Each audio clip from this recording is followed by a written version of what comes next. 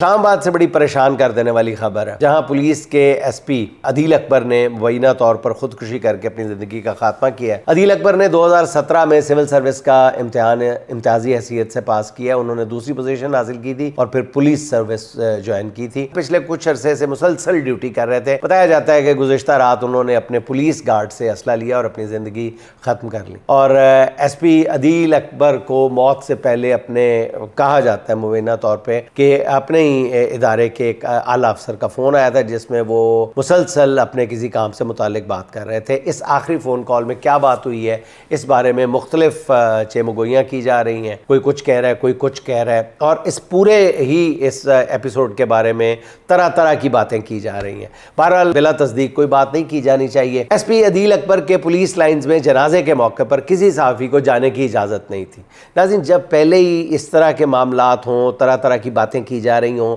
پھر اس طرح کی پابندی لگانے سے مزید شکوک و شبہات بڑھتے ہیں، اس کے علاوہ کچھ حاصل نہیں ہوتا۔ عدیل اکبر کے سوشل میڈیا اکاؤنٹ پر ان کی ٹائم لائن دیکھیں تو پتہ چلتا ہے کہ وہ کافی ڈپریس تھے، باقاعدہ ڈپریشن میں جا چکے تھے۔ بتایا جا رہا ہے کہ ان کے والد کا زمین کے معاملے پر کسی سے کوئی تنازعہ بھی چل رہا تھا، اس پر بھی وہ پریشان تھے۔ کچھ ٹی وی چینلز بتا رہے ہیں کہ عدیل اکبر کافی مہینوں سے باقاعدہ ڈپریشن کا شکار تھے، جس کے لیے وہ باقاعدہ سائیکیٹرسٹ کے پاس بھی جا رہے تھے، اور انہوں نے خود ڈاکٹر کو بتایا تھا کہ انہیں اپنی زندگی ختم کرنے کے خیالات آتے رہتے ہیں، جس پر ڈاکٹر نے انہیں ایڈوائز کیا تھا کہ وہ کسی طرح کا اسلحہ بھی اپنے پاس نہ رکھیں۔ اور ایک خبر یہ بھی ہے کہ انہوں نے اپنے سائیکیٹرسٹ کو بتایا تھا کہ میں اپنا علاج اب خود کر لوں گا، میں خود ہی دیکھ لوں گا، میں خود سنبھال لوں گا۔ اس سے بھی کیا مراد تھی پتہ نہیں۔ بہرحال ایک بات تو یہ ناظرین طے ہے کہ پولیس اور تمام قانون نافذ کرنے والے اداروں کے اہلکاروں پر ان دنوں کام کا بہت زیادہ دباؤ ہے، بہت زیادہ دباؤ ہے، اور کام کی نوعیت تھکن کی وجہ سے اکثر اہلکار اور افسر جو ہیں وہ ڈپریشن یا سٹریس کا شکار نظر آ رہے ہیں، جو پورے ایک ماحول میں پوری قوم پہ ایک نظر آ رہا ہے، سٹریس اور ڈپریشن نظر آ رہا ہے۔ تو پولیس افسران جو ہیں وہ کسی جزیرے پہ تو نہیں رہتے،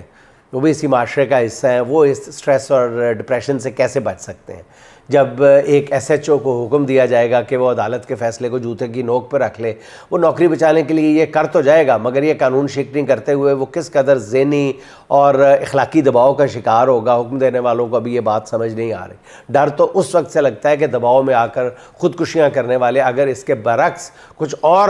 رد عمل دینے پر آ گئے تو پھر کیا ہوگا۔